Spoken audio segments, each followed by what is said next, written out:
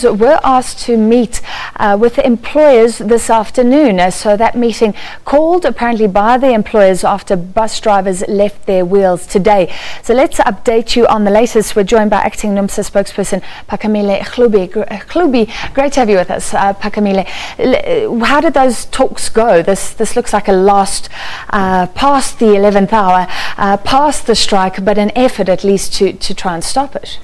Thank you for having me, Francis. Indeed, the National Union of Metal Workers of South Africa was summoned to the bargaining council. The employers reached out to us and indicated that they might be willing and they might be interested to negotiate. And of course, we are a trade union that is interested in trying to resolve the strike, so we agreed and we met with them this afternoon. After sitting and discussing the details of the agreement, unfortunately, we couldn't reach an agreement. We deadlocked again, and as a result, the strike continues. So that's where we are. So they're still offering 7.5, that's the last figure we had, and trade unions asking for 12. You apparently asking for even more, NUMSA wanting 15. Are we still around those very extreme figures? Effectively, what workers are wanting is they want a double-digit increase. Now, as NUMSA, we're calling for a 15% increase. Our members have demanded a 15% increase. The reason for that is that NUMSA workers made it very clear in the resolutions that they adopted in the December Congress last year, which is that we would no longer accept a minimum wage. We would only accept a living wage. Now, considering the fact that large numbers of bus drivers in the sector earn and take home less than 5,000 rands a month, we are demanding a rate of 15% as an increase, because we believe that this will begin the process of creating a wage or a salary level where members are actually able to survive, where members are able to raise their families, where members are able to educate their children. I mean, imagine for a moment if you had to take home less than 5,000 rands a month, and that was expected to be the salary you were expected to survive on. So is this a justification? Because usually negotiations at least start around inflation, or at least consider inflation.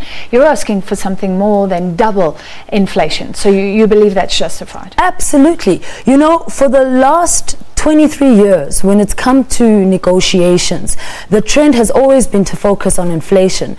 And in many respects over the years, in fact, even on that front, workers are not always able to even achieve that. And for the last 23 years, that has been the case in the bus sector. The wages have been pegged very, very low. And this is primarily because South Africa has a history of exploiting workers. South Africa's industry is based on the practice where workers are paid very, very little, and we are trying to correct that. Okay, now we're heading into the Easter weekend, and it sounds like you wanted this situation because it's maximum impact, of course. Aren't you scared you're going to lose sympathy with the hundreds of thousands of commuters, people who want to go home and be with their families? I think it's very important for viewers to understand that this strike is actually affecting us more than it's affecting them. A strike effectively means a no work, no pay situation. And this is a decision, this is a choice that workers make when they decide to go on strike. But it's a choice that they are forced into taking because employers are refusing to take this process seriously. Now, if I have to take the viewers back to the fact that we began this process in February, where we had already made it very clear that we would not accept anything less than a double-digit increase, first of all, and we would not accept anything less than a drastic improvement in the working conditions. Many bus drivers are forced to work 16-hour shifts. Many bus drivers are forced to sleep on the buses when they travel long distance. Many bus drivers will travel outside of their provinces with no money for food and no place to stay. How is that an acceptable situation? And as inconvenienced as our commuters are, we need the commuters to understand that we've been inconvenienced as well. Okay, so final question. I guess we are looking into going into the Easter weekend, or are there talks planned for tomorrow, for the next day? What is the situation? The ball is in the court of the employer associations. We've made it very clear as workers and as trade unions in this sector that we will not accept any more abuse of our members. The very fact that the employers think it's okay for bus drivers who travel long distance, especially the co-drivers, to work and not be remunerated for the time that they spend on the bus is a continuation of the abuse that we've been speaking about.